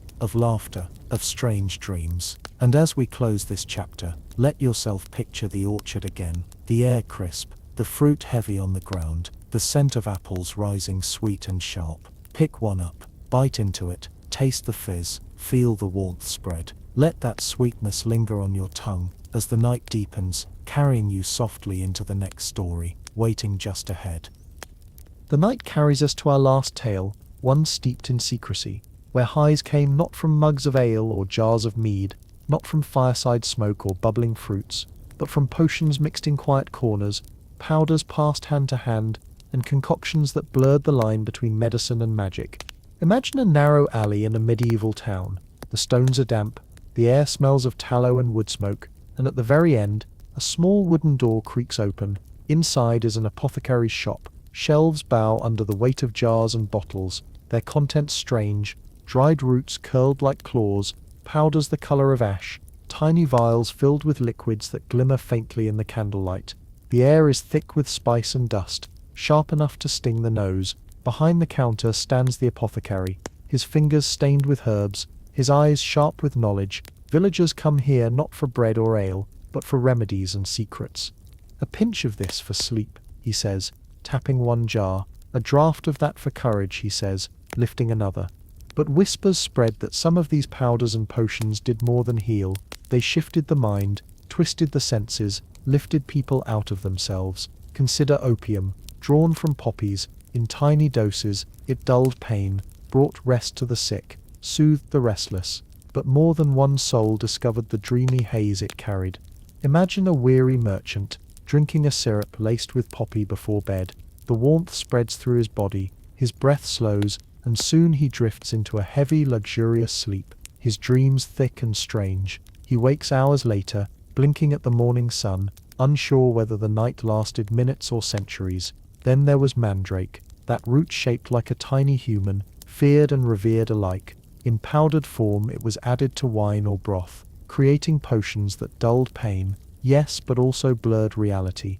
Some said it made voices echo strangely, made walls breathe, made the air ripple as though alive. Too much, and it was deadly.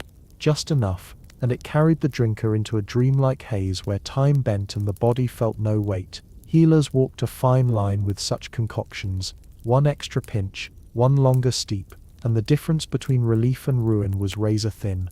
Yet people sought them out, willing to risk it for a night without pain, or for the strange journeys the potions carried them on. And then there were powders from distant lands, carried along trade routes, nutmeg, cinnamon, even crushed amber. These were costly, rare, but sometimes mixed into drinks, not only for flavor but for effect. A cup of spiced wine could feel like fire in the veins, like a rush of warmth that spread to the fingertips, making the world sharper, brighter.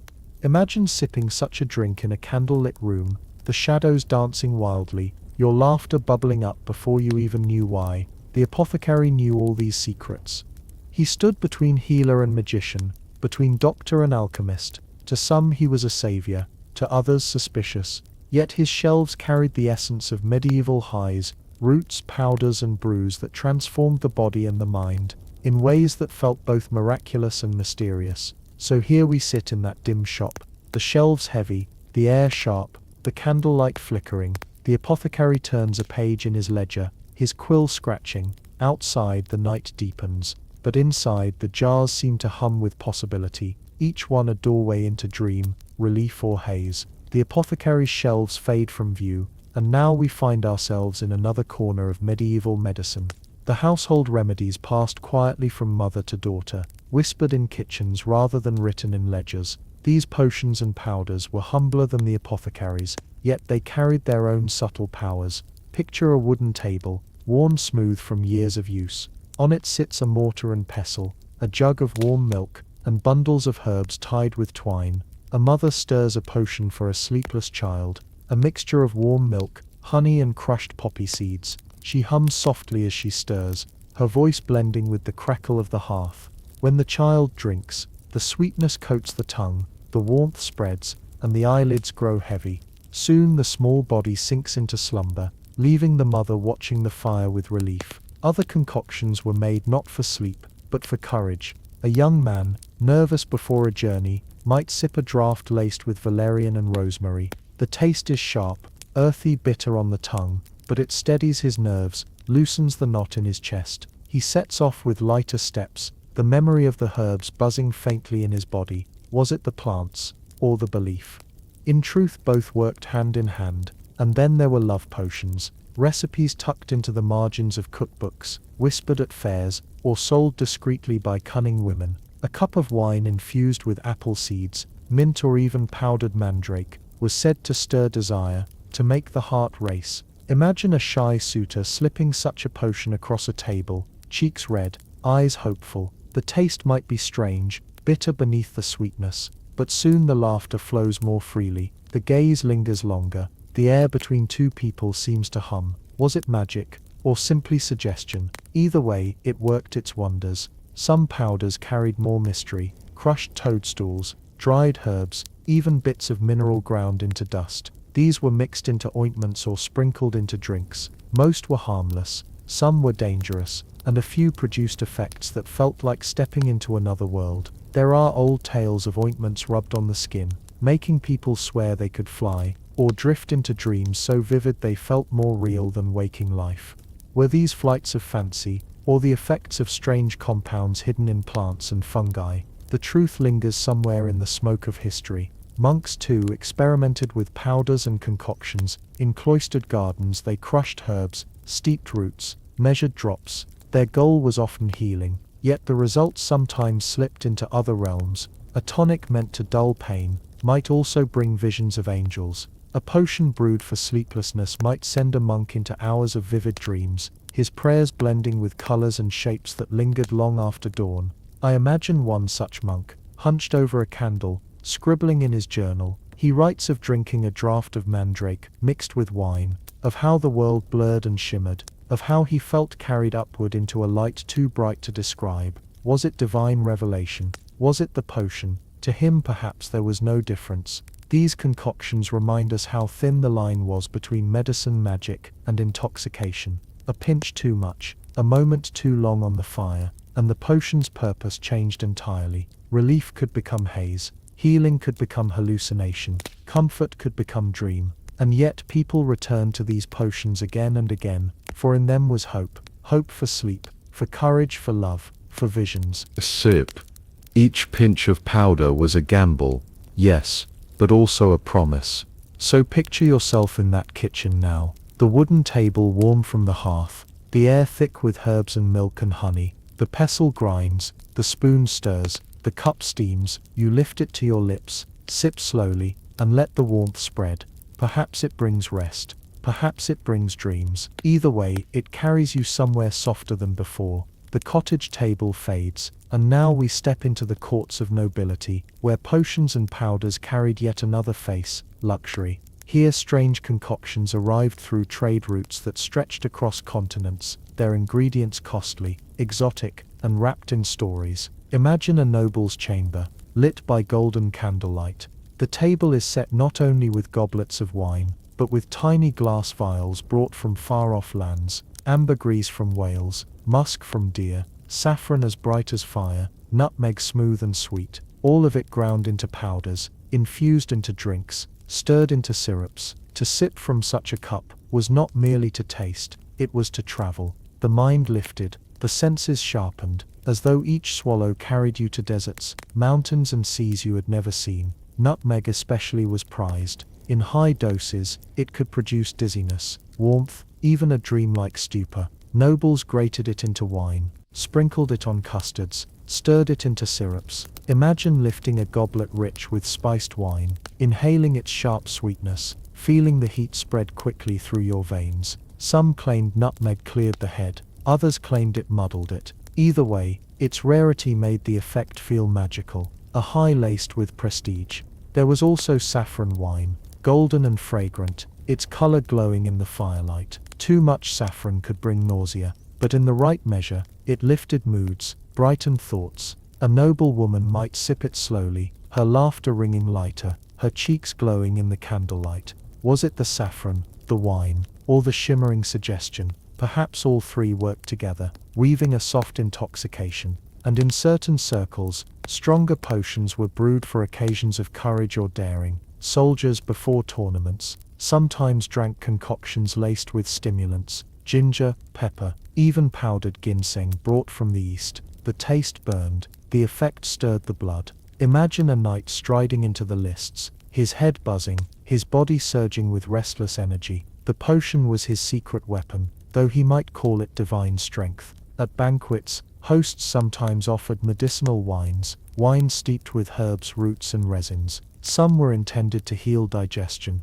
but others carried peculiar effects. A guest might sip one, only to find himself flushed, dreamy, caught between drowsiness and inspiration. He laughed louder, or spoke too boldly, or slipped into strange reveries that lingered after the feast. The noble host smiled knowingly, the potion having done its quiet work, and not all powders were poured into cups. Some were stirred into ointments, rubbed onto skin, believed to quicken the senses. Imagine a nobleman pacing his chamber before an important meeting, rubbing a balm laced with clove and nutmeg into his temples.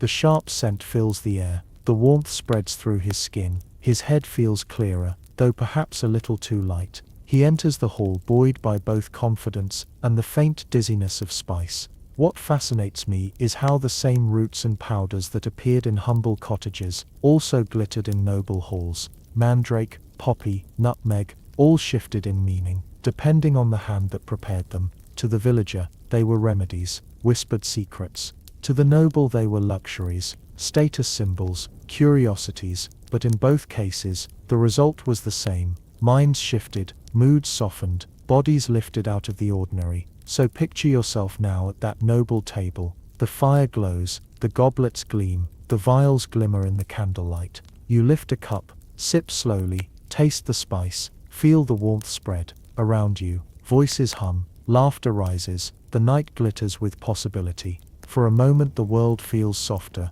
brighter, stranger.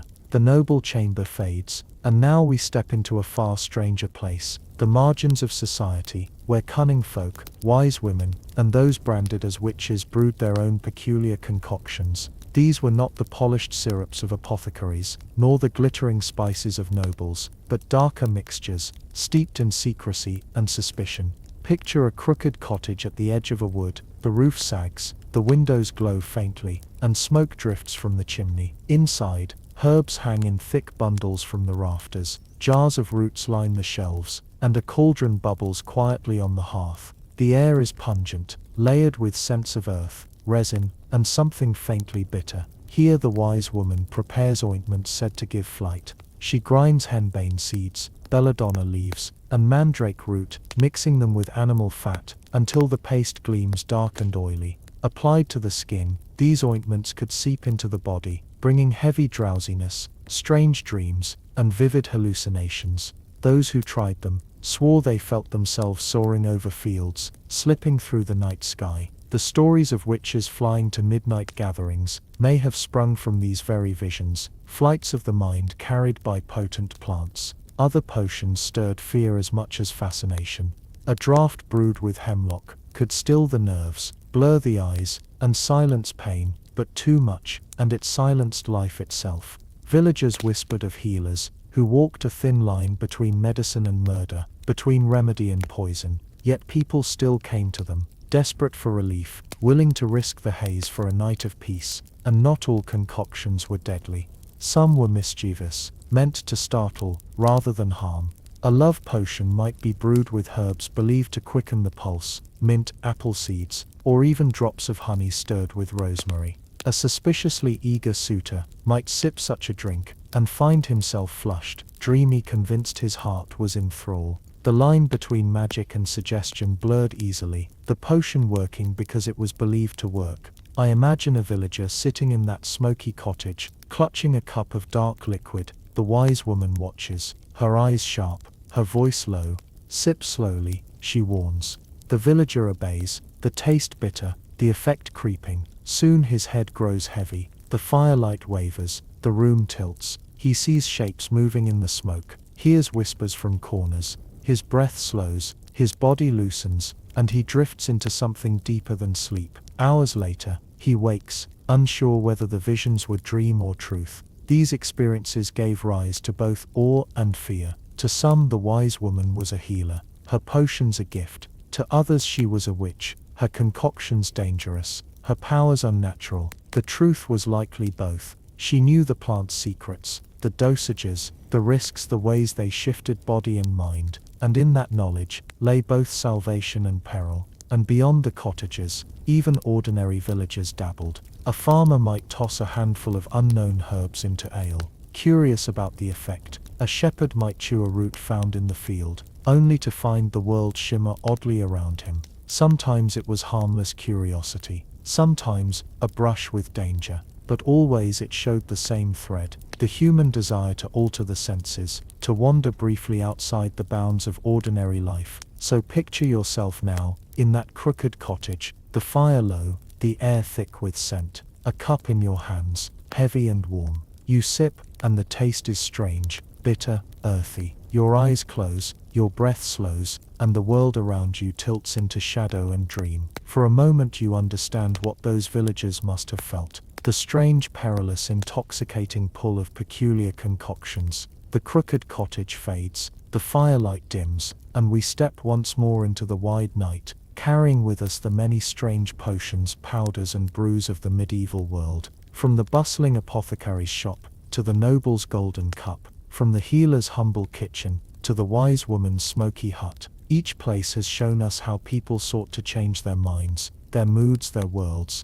even if only for a moment. Some did so for healing. A draught of poppy syrup, to ease pain, a pinch of valerian to calm the nerves, a sip of chamomile, to soften the night. These were remedies, but they were also escapes, ways to step outside the heavy rhythms of daily life. Some sought courage, a spiced wine before battle, a fiery tonic before a speech, a powder rubbed into the skin to quicken the blood. In those moments, concoctions became companions of daring, carrying their drinkers into actions they might otherwise have feared, and others sought visions. Mandrake roots shaped like tiny humans, ointments laced with henbane, incense burned to open the gates of dream. Whether they truly saw angels, or only shadows of their own minds, the effect was the same, a sense of stepping beyond the ordinary, into something mysterious, dangerous, intoxicating. I like to imagine how all of this must have felt to the people of the time. They had no charts of chemicals, no precise measurements, no modern science. To them, each potion was a gamble, each powder, a mystery, each concoction a step into the unknown. And yet, they returned again and again, because in those moments of haze, of sweetness, of smoke, they found something worth seeking: relief, joy, laughter, courage, dreams. And isn't that, in the end, so very human? Across centuries, across cultures, the desire is the same: to step outside ourselves, even briefly, to soften pain, to lift sorrow, to feel joy more brightly, to taste something beyond the ordinary. The medieval world found it in herbs and honey, in smoke and spice, in potions and powders. We find it in other ways today, but the thread remains unbroken, a quiet longing that ties us to those who came before. So as we close this final chapter, let your mind wander back through all the places we've visited: the alehouse buzzing with laughter, the monastery garden under moonlight, the mead hall glowing with golden cups, the smoky rituals of midsummer fires, the bubbling jars in cool cellars, the apothecary's shelves lined with secrets, each one a doorway into another way of being, another way of drifting. And now, let the doors close gently. The alehouse quiets.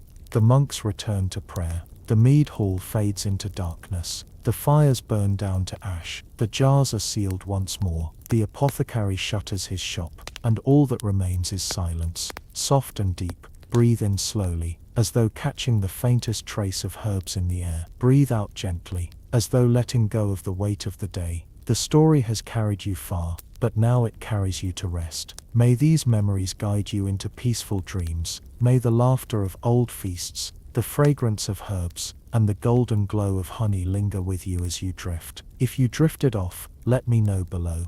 Sweet dreams, and until next time, this is the bare bones of history for sleep, whispering you into the night.